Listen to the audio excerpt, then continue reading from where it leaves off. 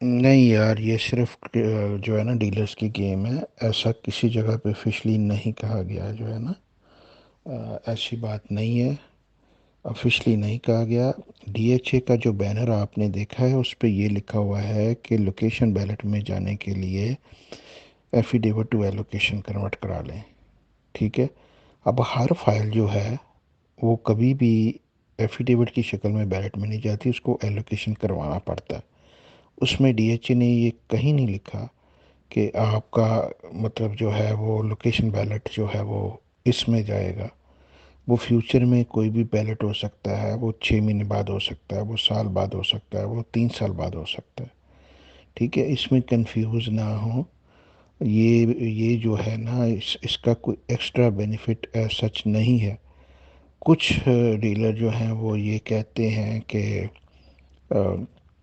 हो सकता है इसका एडवांटेज हो कि जो 31 तक चले जाएंगे उनको पहले वाली जो बेल्टिंग आगे या लोकेशन की होगी उसमें डाला जाएगा। हो सकता है ये हो सकता है ना हो। आज तक ऐसा नहीं हुआ कि डीएचए ने कभी डेट ऑफ इशुएंस को सामने रखते हुए जो है वो बैलेट किया हो। यानी कि एक सर्टेन डेट तक जो एलोकेशन आए हो उनको पहले बेल्ट करें और उसके बाद दूसरों का करें, उसके बाद तीसरों का करें। पैसे एफिडेविट वाले ने भी उतने पे किए हुए हैं जितने एलोकेशन वाले ने किए हुए हैं, किसी ने कम तो नहीं पे किए। ठीक है। तो वो जस्टिफाइड बनता नहीं है। आज तक किसी डीएचए ने इस बेस पे बैलेट नहीं किया कि इतनी डेट तक फलाना एफिडेविट इशू आगा तो वो बैलेट में जाएगा, दूसरे नहीं जाएंगे। आ, इनका बैलेट जो पहला है वो अर्ली बर्ड का बैलेट है और मार्केटिंग का बैलेट है। Simple as that. बाकी डीएचए की पूरी कोशिश है कि ओपन एफिडेविट एलोकेशन में चले जाएं। हमारे ख्याल से ये बहुत अच्छी पॉलिसी है। इससे फ़ायदा है कि हैवक जो मार्केट में क्रिएट होती है ओपन एफिडेविट से वो ख़त्म हो। जो ब्लैक मनी इन आउट होती है उसकी वजह से ना रेपुटेशन हर्ट होती है।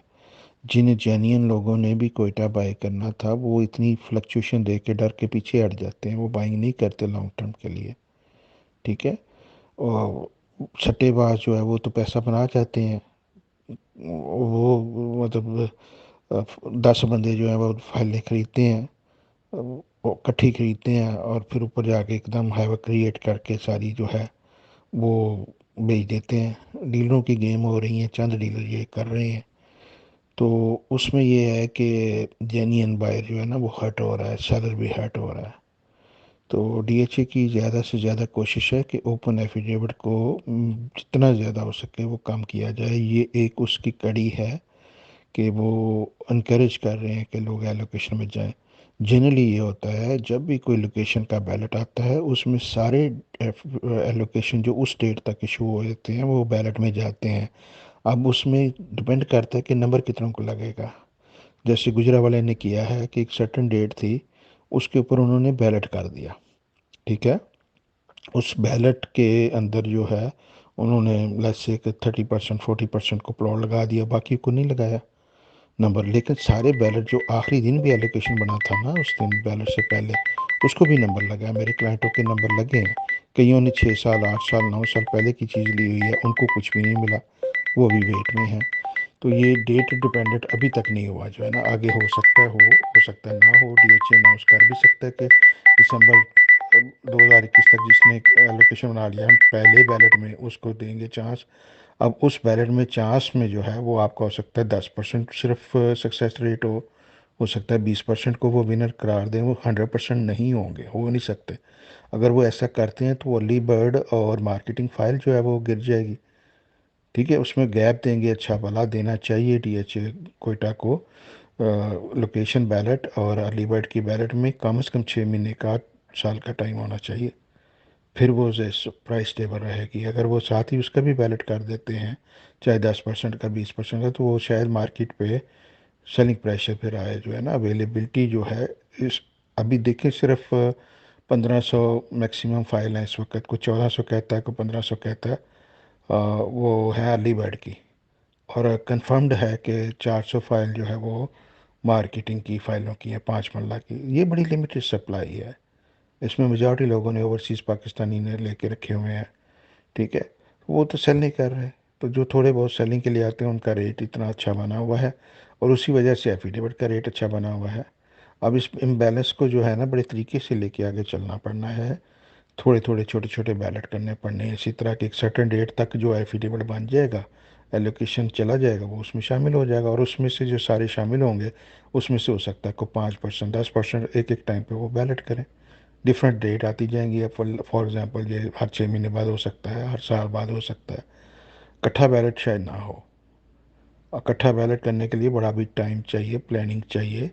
अभी जो है बिल्कुल कोई स्टेज के ऊपर जो है लोकेशन बैलेट के लिए डीएचए दूसरी लैंड की फाइलों के लिए रेडी नहीं है। कोई मैप नहीं है, कोई चीज़ अभी नहीं है उसकी जो है ना।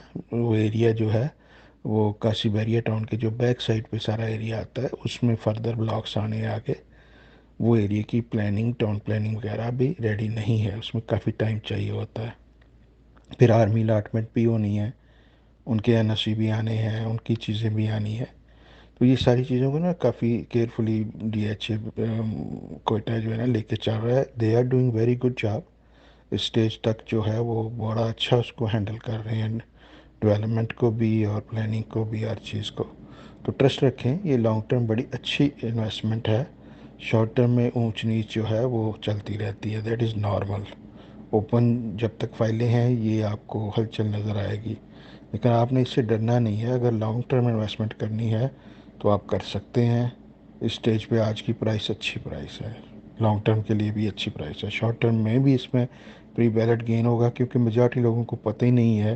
वो ये समझ रहे हैं कि पहले जो बैलेट होगा उसके साथ हमारी भी उस तक जो एलोकेशन बन गए होंगे उनको प्लॉट नंबर लग जाएगा। ऐसा नहीं होगा।